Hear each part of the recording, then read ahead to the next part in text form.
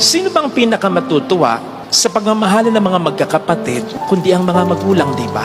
Ang kaligayahan ng mga anak, pagmamahalan ng mga magulang. Ang kaligayahan ng ating mga magulang, pagmamahalan natin na magkakapatid. Lahat kayang tiisin ng magulang, lalo tigit ng isang ina. Kaya niyang iwan siya ng asawa niya sa makabilang buhay o sa makabilang bahay. Ang hindi niya makakaya, yung thought na nag-aaway-away ang mga anak niya. Ang dami ko nang napuntahang mga matatanda na, basta lalo na mga nanay on their deathbed. Unti-unti mawawala yung mga panalangin, yung mga hindi ganong importante. Hanggang sa huli, mawawala yung panalangin, sana gumaling pa ako. Pero ang hindi mawawalang panalangin, Panginoon, gabayan mo ang mga anak ko.